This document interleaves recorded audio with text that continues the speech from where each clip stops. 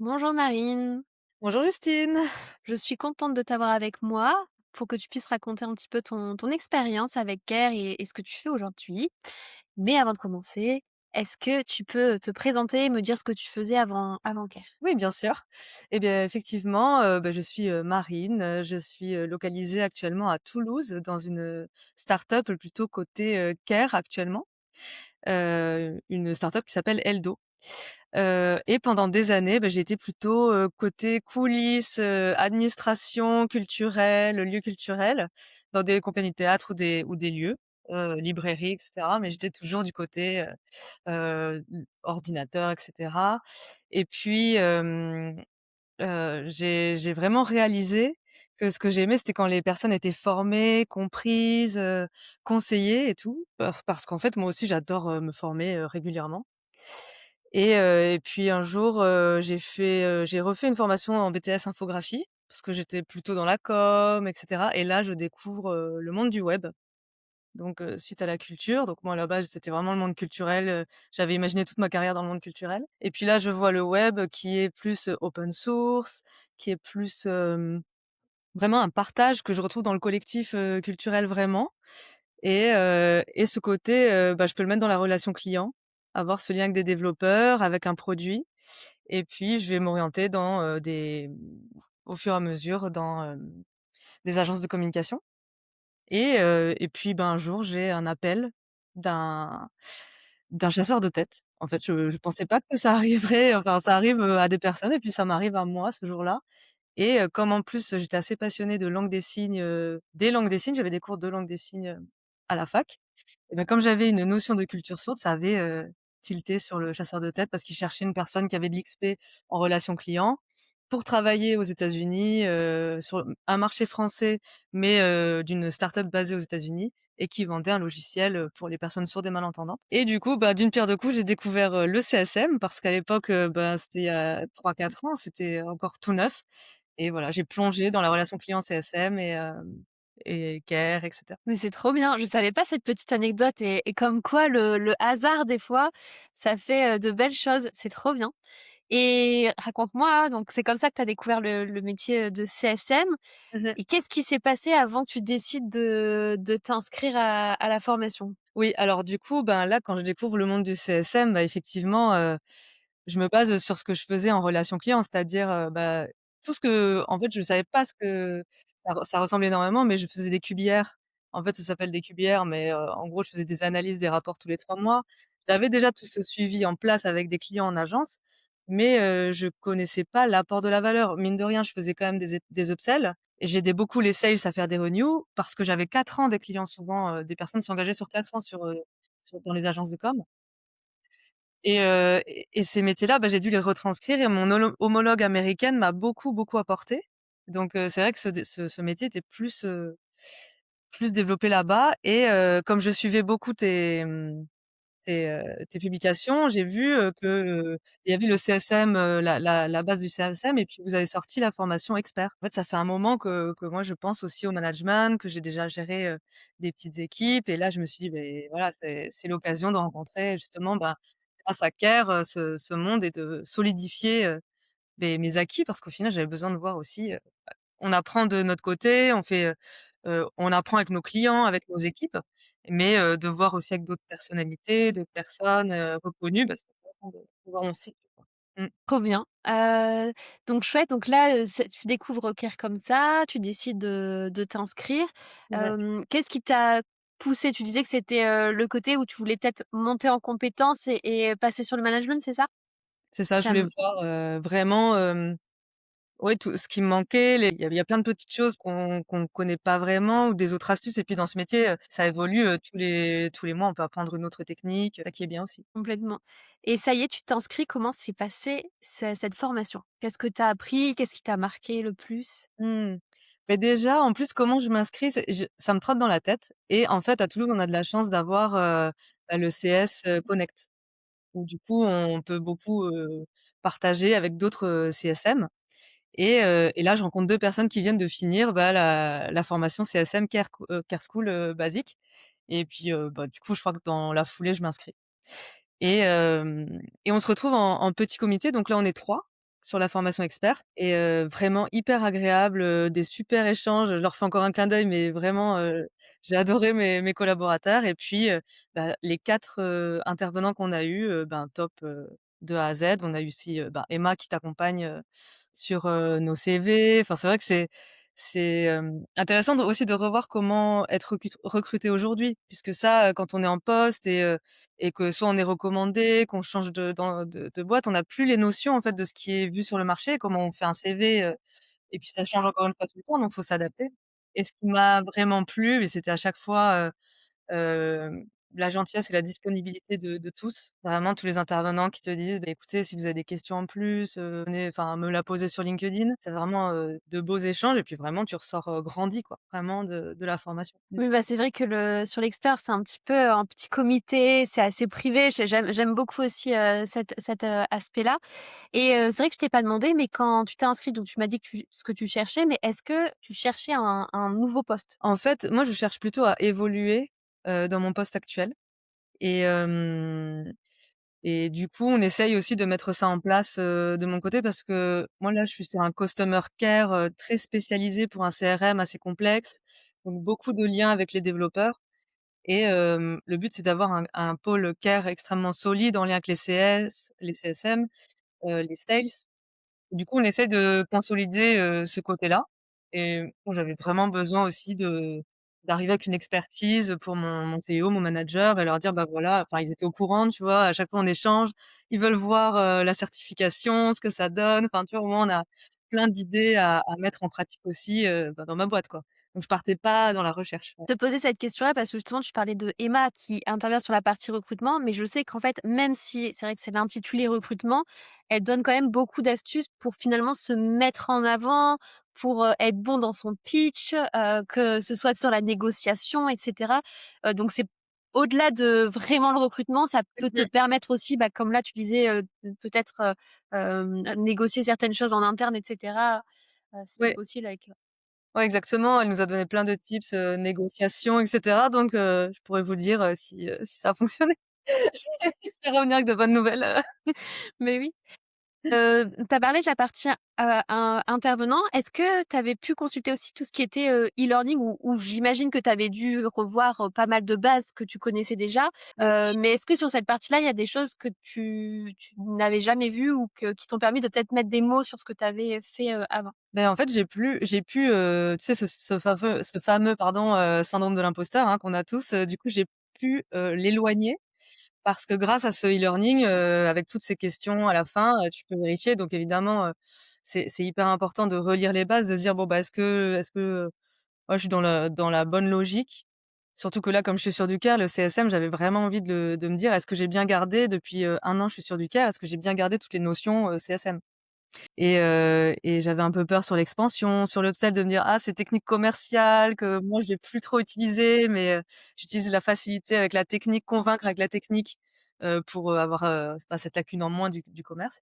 Et du coup, le e-learning, oui, il a beaucoup aidé à me dire: «Bah, tiens, j'ai réussi à chaque fois les petites questions de la fin». Je me dis: «Ouf, c'était chouette», ouais. Vraiment, ça aide beaucoup, tous les supports, mis en place, aident beaucoup. Mmh. Trop bien. C'est vrai que, souvent, de toute façon, c'est ton profil et même, j'imagine les 2 personnes qui étaient avec toi aussi, vous aviez de l'expérience et en fait, il y a plein de choses que vous savez déjà, mais quand on se lance en CSM et comme moi à l'époque, on n'a pas de formation, en fait, on n'apprend jamais les bases et parfois juste de se dire: «Ah, mais en fait, c'était ça» et ça permet de lever ce syndrome de l'imposteur comme tu dis et de dire: «Bon, bah, en fait, c'est bon maintenant j'ai compris les bases et je peux aller de l'avant». Très clair et donc, tu as parlé des intervenants, du contenu learning et de Emma. Est-ce que, par rapport aux objectifs que tu avais, avant de commencer la formation, ça a pu, t'aider cette formation à avancer vers tes objectifs? Oui, vraiment, mes objectifs perso, ben, déjà avec, mon équipe, on met des choses en place. On a mis par exemple, entre-temps, entre la formation et aujourd'hui, j'ai mis des webinaires, en place parce qu'on avait des objectifs précis, on les a atteints, donc maintenant on a mis un double objectif sur ces webinaires. Enfin vraiment, des super résultats de mise en pratique, et je pense que c'est une chance en plus, d'être en poste et de faire la formation puisque, on a cette mise en pratique, directe, quoi. Mmh. Complètement et on a parlé de la certification, enfin, tu en as parlé rapidement. Je sais pas si est-ce que tu sais les cas pratiques qu'on a pu vous donner ou justement la certification qui est particulière parce que c'est vraiment, dans le cadre, c'est long à réaliser, mais est-ce que ça a pu aussi t'apporter des pistes de réflexion pour ton poste? Que oui, parce que là, en fait, en plus, ça m'a permis de synthétiser et là, je vais m'en servir. J'ai passé, bah, justement, on en parle, mais je l'ai passé samedi. Donc j'étais, ouais, c'était vraiment, hyper intéressant et ça m'a redonné encore des idées là que j'ai notées, pour, pour mes collaborateurs et j'ai synthétisé avec mes 2 expériences, bah, la start-up idéale, où j'aimerais, vraiment, enfin que je trouve, idéale, mais du coup, on en discutera, en soutenance. C'est vrai, exactement.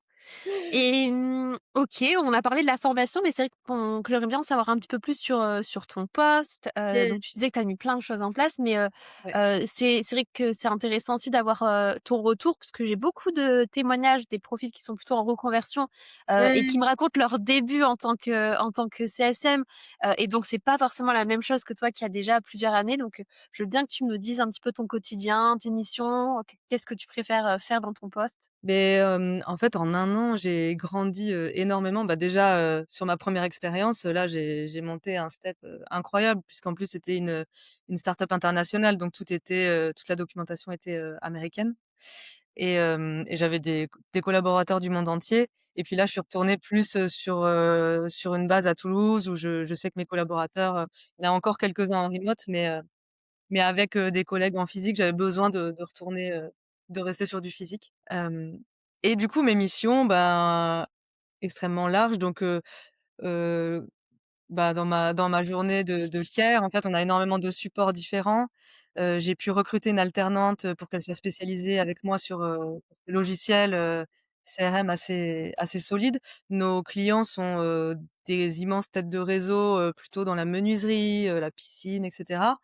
Mais aussi, des pros, sur le terrain ou une seule personne, un gérant avec des commerciaux, qu'on va faire grandir à cet outil ou avec la e-réputation. Donc là, on parle beaucoup aussi de récolte d'avis et là, j'ai 2 collaboratrices qui sont, dans le CAR avec moi et c'est très, très process par rapport à le CSM, c'est aussi process, mais la care, c'est setup, process, donc vérifier à chaque fois que ça correspond. Porter la voix, dans nos tickets, on a des supports, de 0 à 4, hein, de support d'urgence à support lambda, j'ai oublié mon mot de passe. J'ai un apport hyper important et j'ai une hiérarchie entière à refaire. Vraiment, on a de tout, mais on est armés et du coup, le but, c'est, d'échanger avec les CS et de dire, «Attention, ce client, nous contacte, beaucoup en ce moment, je pense qu'il y a une reformation à faire, où est-ce que vous voulez qu'on la fasse?» Nous, on va faire, les formations sur les avis, du onboarding aussi dans le care. On a quand même du onboarding, mais pas sur tout. Ce qu'on a mis en place aussi, c'est des réunions chaque semaine avec le PM, le product manager, sur le logiciel pour lui remonter, les demandes des clients, les insights, les frictions vraiment clients. On en parle énormément, sur les roadmaps, c'est très important. Je fais partie aussi des réflexions de tout ce qui est activation rate et CHS. Donc c'est vraiment surveiller en 3 mois comment le client atteint ses objectifs, comment il va faire, des quick wins, comment on va mettre en place, de la gamification par exemple. On est assez à fond là-dedans, mon CEO est assez à fond là-dedans. Comment on les félicite, comment, ouais on les suit, assez, sans les étouffer, hein, bien sûr. Je dis on les suit, on les suit bien, sur les KPI, mais on les étouffe pas non plus. On sait aussi, quand il faut prendre un peu Vous les suivez, mais de manière discrète, ils ne sont pas au voilà. courant. Ah oups! Je vous Mais invite c'est à le faire, régulièrement.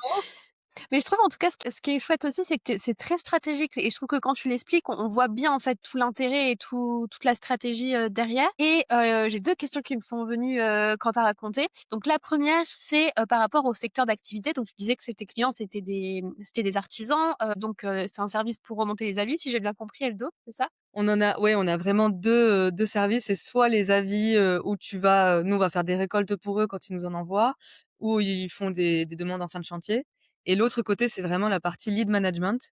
Donc ça, c'est ce CRM où ils vont recevoir le lead et nous, on les aide à traiter le plus vite possible, à envoyer, mail, SMS, automatisés et cetera, pour, que la vente, soit la plus, bah, rapide possible. Quand ils ont le lead, ils doivent tout de suite contacter leurs clients et ça, on sait que c'est d'une importance capitale pour signer, quoi. Trop bien. Et donc, ma question, c'est que tu as expliqué que tu venais pas du tout de ce secteur-là, au départ, tu étais plutôt dans tout ce qui est culturel, et finalement, parce que ça, c'est tu vois, c'est une question qu'on se pose beaucoup. Oui, mais le secteur d'activité, à la base, c'est pas quelque chose, où je suis à l'aise, je connais pas et cetera. Maintenant, ça fait 1 an et demi que tu es, chez Alto, je crois. C'est ça. Est-ce que, c'était une peur que tu avais au départ quand tu es arrivée dans chez eux ou pas forcément? Pas forcément parce que c'est vrai que, après tu te renseignes, en fait, faut être curieux, tout le temps, constamment et ce que j'ai omis de dire, c'est qu'effectivement, bah, comme je suis passionnée de formation, je me suis quand même Oui, fait c'est un vrai. petit privilège, de CAP peintre en décor, pendant 1 an. Donc c'est vrai que la peinture, le bois, la matière, ça me ça me plaît et bizarrement, c'est vrai que, bah, quand tu vas voir un client, quand tu as un rendez-vous avec lui, tu vas quand même voir son site internet, tu vas voir ses avis et puis tu vois avec lui, tu peux discuter avec lui, par exemple, bah, sur les avis, s'il en a des mauvais, qu'il a bien répondu, tu dis: «Ah bah, bravo parce que» et puis il va te raconter l'histoire. En fait, même si tu es pas hyper spécialisé dans le secteur, tu peux lui dire: «Bah, j'ai été voir votre site, il est super content, j'ai été voir vos avis, il est content» et tu lui dis: «Bah, racontez-moi un peu ce que vous faites parce que, bah, moi j'ai mon langage, vous avez le vôtre», vraiment c'est pas un problème quand on est dans le logiciel et qu'on est disponible, et ouvert, et Ouais, puis au on fur et à mesure.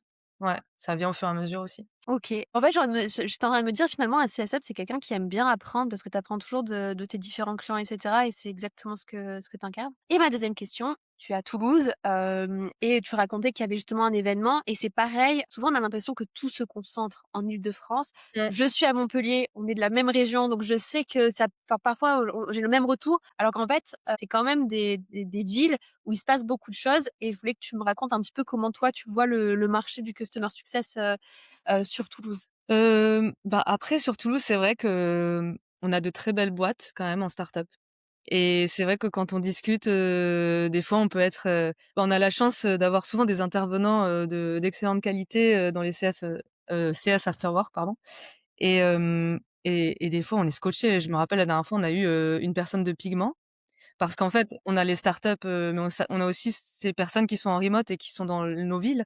Donc tu vois, c'est vrai que tu dis, tout se passe à Paris, mais tu peux être en full remote, de toute façon en négociant ton salaire ou en négociant, tes acquis et en y allant 1 semaine par mois, il y a aucun souci, quoi.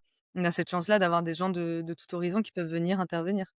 Après le marché du CSM, j'ai l'impression qu'il y a eu énormément d'offres et même s'il y en a encore énormément, il y a énormément de personnes maintenant. Je sais pas ce que Oui. tu penses? Je trouve aussi qu'il y a beaucoup plus de candidats, mais aussi, que pour je pense que c'est un métier qui attire énormément, Ouais. mais j'ai l'impression aussi que ce qui fait la différence et tu vois, c'est un petit peu dans ton discours, c'est surtout d'avoir bien compris le rôle et je trouve que malheureusement, là, on est justement on est arrivé en 2026 où on peut plus se tromper sur rôle. C'est plus possible, on a bien compris que le customer success n'est pas du support, c'est vraiment beaucoup plus stratégique Mmh mh. et malgré le fait qu'il y ait plus de candidats, si on a, la bonne méthode, comme ce que Emma vous a Ouais. appris, je pense que vraiment on peut arriver à se démarquer même s'il y a 500 candidats, en malheureusement les recruteurs, et pour avoir aussi fait, du recrutement quand on a les CV, le tri se fait très rapidement.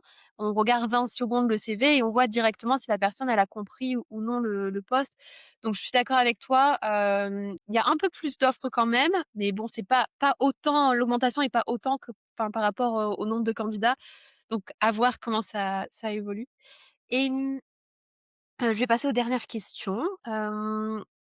Est-ce que tu aurais un conseil justement aux profils qui sont comme toi, qui sont déjà en poste, qui adorent ce qu'elles font et qui, ont juste envie d'aller plus loin, est-ce que tu aurais un conseil, pour ces personnes-là? Bah, déjà, ne jamais cesser d'être, curieuse et puis d'oser. D'oser proposer, oser aussi, justifier pourquoi on veut réaliser certaines choses. C'est vrai que le CIO parfois il voit pas l'impact parce qu'on n'a pas les bons mots, on n'a pas les mots clés et maintenant, bah, avec l'IA, avec de la scalabilité, bah, on va avoir en face, on a tellement de chance de pouvoir, tout calculer et de dire: «Bah, voilà, en fait, j'ai ce projet, je pense que ça va nous rapporter ça» et puis, bah, même si c'est un échec, on saura que ça marche pas. Donc on passera à autre chose mais au moins on aura essayé et souvent, bah, les CIO, les managers, ils sont d'accord, en fait. Ils sont d'accord parce qu'ils voient qu'on a réfléchi. Des personnes comme moi, c'est ça, c'est oser, intervenir et surtout faire un réseau. Ça fait tellement de bien de discuter avec, des intervenants, même avec toi. Tu as passé du temps, enfin, je sais que tu nous as toujours dit: «Bah, si vous voulez, on peut se faire un appel Slack». Tu as toujours été disponible et tu as vraiment ce regard, immense sur l'actualité CSM donc ouais, ça fait vraiment du bien d'échanger, ouais. Mmh. Trop cool, bah, ça fait plaisir et j'allais poser cette question, mais je pense qu'on y a répondu, un petit peu tout le temps, durant notre échange. C'était, là, du coup, est-ce que, s tu recommencerais l'expérience, avec Care et est-ce que tu aurais un conseil aussi pour ceux peut-être qui hésitent à passer la formation? Moi, je recommence Care, tous les 6 mois s'il faut. Non, mais c'est vrai que ça serait s'il y a des experts bis, je me réinscris directement parce que ça bah, le conseil, c'est que ça permet de prendre de la hauteur.